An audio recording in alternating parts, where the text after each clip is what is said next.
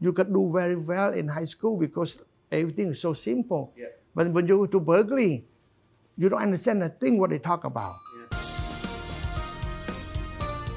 Most of the other time, I would spend time meeting people that they request to meet me. Either it's about business failing, traveling, family counseling, or sometimes it's about their family health, basically, or sometimes about business technique. And they will come there, we spend the whole afternoon, and someone will tell me, I had written a book just to see you one afternoon. So I feel very happy to make a difference in their life, yes. Mhm. Is there anything else apart from all these things that you are working that you have a passion and you haven't started working toward it and you want to work on that? The reason why I come to Cambodia, I always dream of making a difference. Not just because what I'm doing now, but it keeps changing. Before I really want to do was to become a doctor. I made it. And then after I want to become a doctor, I always want to become a humanitarian doctor. And I did it. And I want to become the dean. I made it. I want to become, the principal, the president of the school. I made it. I want to have my own clinic. I made it. So every dream so far that I dream of, it's more like a manifestation for me. The law of attraction seems to come closer and closer the more I pursue it. Yeah. Every single one comes. But usually it takes years for me.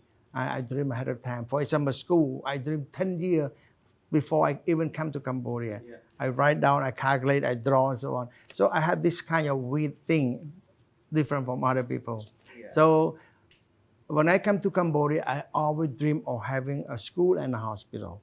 So right now, I end up having a school. Right now, I dream of having every school in every province under the MJQ education. And every school always have clinic. So it met my dream. And we right now have 20 campuses and 13 clinics.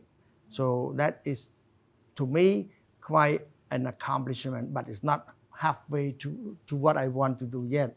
So basically, what I want to do is not just right now 20 campus, but all schools throughout province. And eventually build government school, one province each for the government, and do it through our foundation.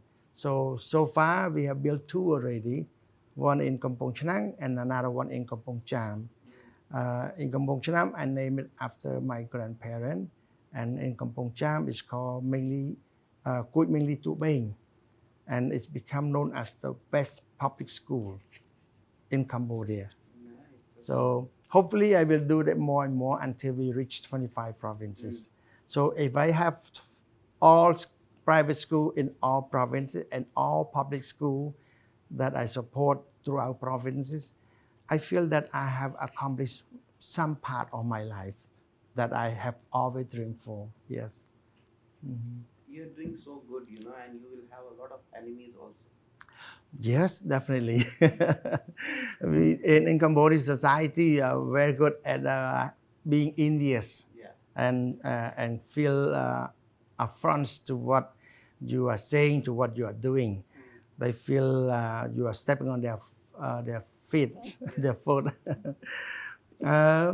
Definitely, it's a lot of enemy.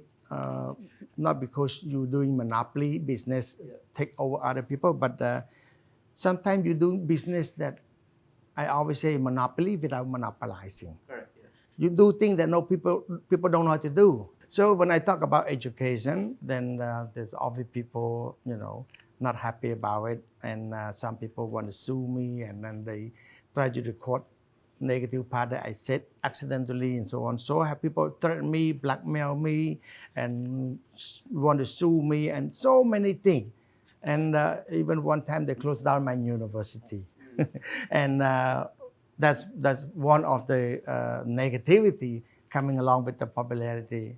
And then for the medical part that I usually talk, and then, as a family doctor in America or in other countries, you see patient. Yeah. And you see patient in the whole family, all kind of illness. Correct. And then when I talk about the illness or the disease, then they would be angry. Don't forget our first reason, our goal why we become a doctor is to help heal the wounds inside. But anyway, there's a lot of people who feel affronted by my success, people who feel envious of my success, and also they take it as a personal attack on what I said. It's not about it's a new thing you should learn, or it's an overall practice worldwide that we should adapt to. But for that, I don't blame them, because there's time they will move on to it. They might pick up late or might pick up sooner or later. But I hope that Cambodian will move forward. But I believe in the Ministry of Health. I believe in the government. The people I met at that level, they have good conscience. They have good commitment, dedication, and the objective is to make sure that the people are well treated, and the system are improved, and the people are happy with the whole healthcare system. But sometimes it takes time until some of those bad people start to change, or maybe that time the law will come into effect. And by then, I hope that we just might have to bite our tongue sometime. What actually,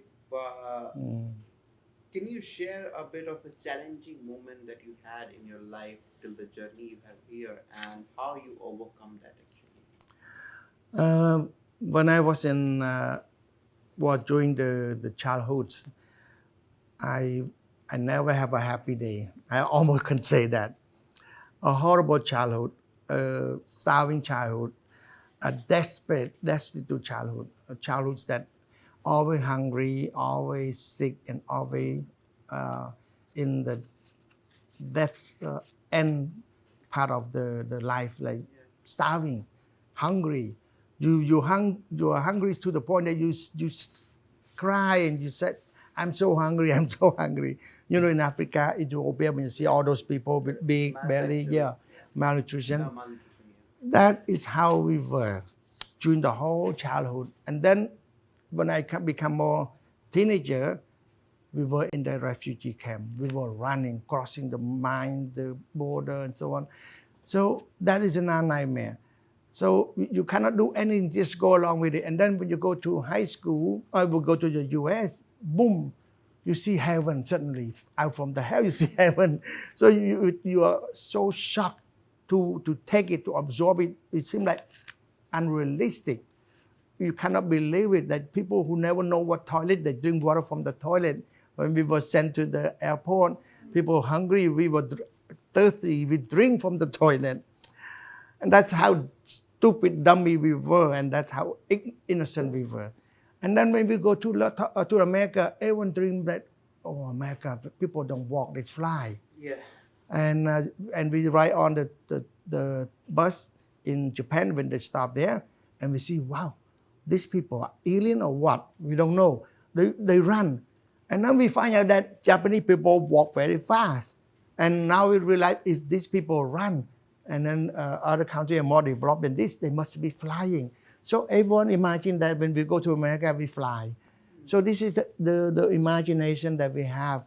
And then when we go there, we don't fly, but it is heaven to us. And like most refugees, I think, who go through many. So when we go to America, we were so poor that all my childhood up into high school, I never know what is weekend. Every weekend, every after school work, just to save enough money to go to school and meet all the requirements for school stationery. So I would say that all my childhood up to the age of high school, and because we studied late, I finished high school at the age of 20 or 21, something like that. I feel I have no life. And then I went to college, and I don't know how to solve that because that is natural. I go to college. All my family, they choose USC with full scholarship. I got into USC with full scholarship, but so die-hard stubborn.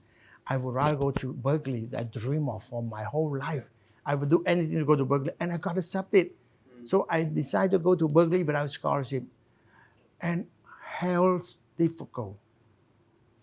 You could do very well in high school because everything is so simple. Yeah. But when you go to Berkeley, you don't understand a thing what they talk about. Yeah.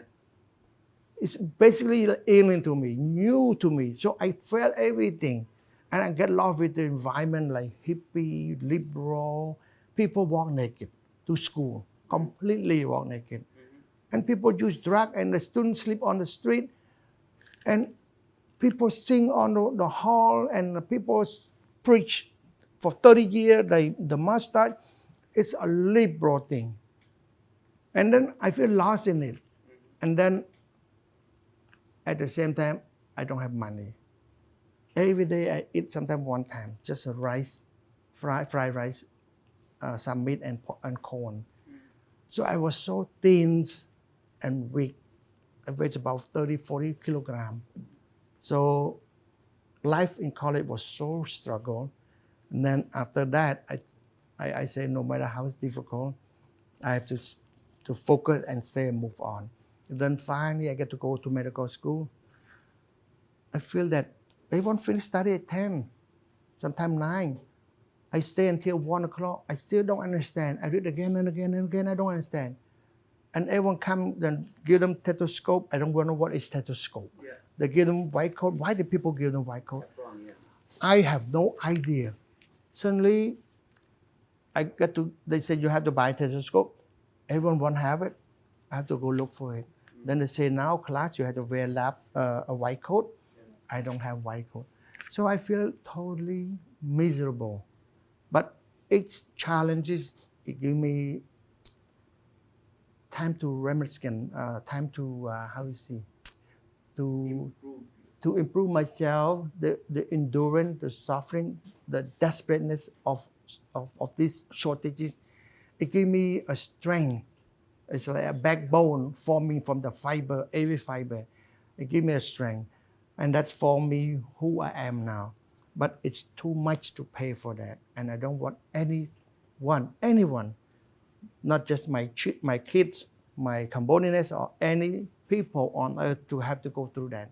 It's too enduring, it's too suffering to be able to go through and make it this far. And I will not trade it back again because I think that it's not fair for any human being to have to go through like that.